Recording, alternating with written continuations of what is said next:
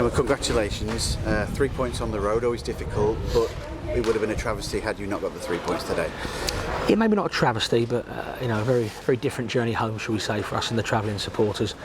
I think it's important that you maintain a real rigid structure when you come away from home, despite playing the attractive football we want to play. I felt we did that.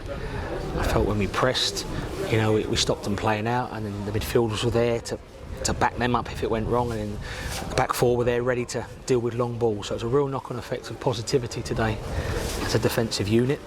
And with what I really enjoyed was that there wasn't a sense of resignation amongst the team that this is going to be a real frustrating day and we'll take a point.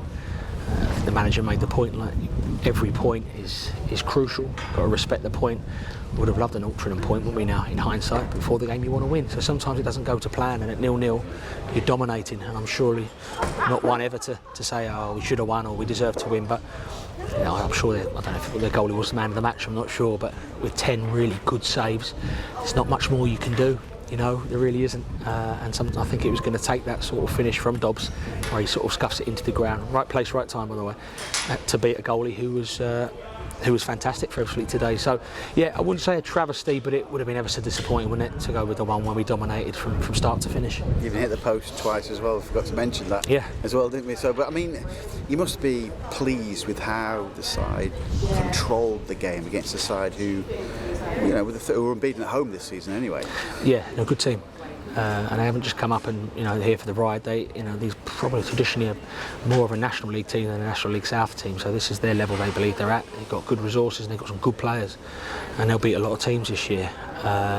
So to come here for anyone to have a clean sheet and a 0-0 away from home in any fixture in the league is not a bad result. But 1-0 is a hell of a lot better, isn't it? How pleased were you that you kept Dominic Polian quiet as well, the hot striker in the National League right now? Yeah, I just said to Tyrone in there that there was a moment in the first 10 minutes or so where he's won a header over the back of Polian and crushed him, really, in the nicest sense of the word. It wasn't a foul, and I said to him, sometimes you've got to do that, just to let the sort of forwards know you're there early doors without giving away silly free kicks or really hurting someone. And after that, I noticed every time a ball come up, he checked his shoulder, and you've got to do that. And I think they were so strong and dominant. Our two centre halves, Mandeville again excellent, and Frex at left back is really bringing a calmness to proceedings, isn't he? So. You can go for all the players, including the subs, and they all brought something to the table. Harry Tara didn't have much to do, but at the end, comes a great save from across from a corner, calm and collected.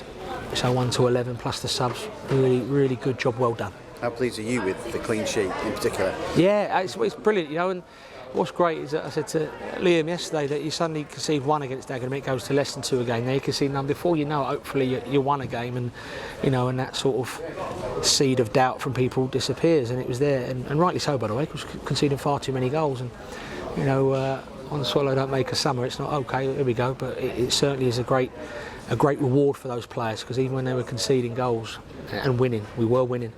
And it was really harsh on them, because they're working so hard to keep clean sheets in training, in games, and you want it for them as a team, as a unit, and they got that today, and it was always going to come.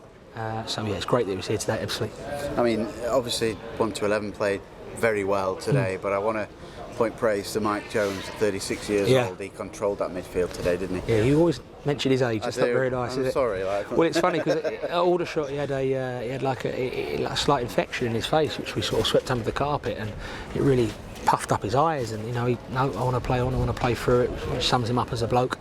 And today, just getting whacked round the face, and then he gets booked for just trying to have a breather because his face is bleeding. You can't win, can you? So no, he's a proper soldier. I like using that word. And him and Tom Naylor, I think Tom Naylor made a real crucial tackle on the edge of the box near the end, which if he gets it wrong, I'm not sure it was a penalty or not, but it's certainly in a dangerous position.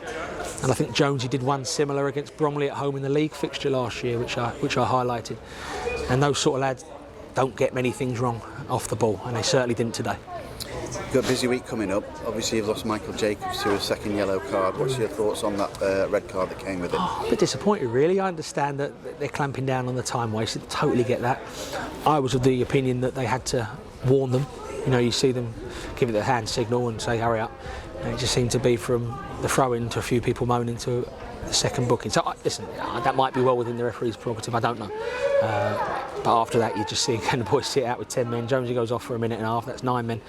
So you're thinking, come on, let's not give away anything silly now with 2 unfortunate incidents with 2 players going off the pitch. So whether we'll appeal it or not, I don't know. If we don't, it certainly allows someone to come into the team and get their chance. Your reward is top of the table, of course, but you're looking forward to this week. It's obviously any bumps and bruises from today, really? No, and on that, I mean, I think Halifax lost, but that means nothing. They'll be coming into town as underdogs, and we've got to make sure we turn up, because I always bang on and bang the drum in the interviews. Is if we turn up, we're usually all right. If we're off it, we'll have long days at the office. In terms of the injuries, we're okay. I think there'll be a lot of tired legs, be a lot of recovery tomorrow and Monday, and hopefully a real bit of freshness in the group to go again Tuesday.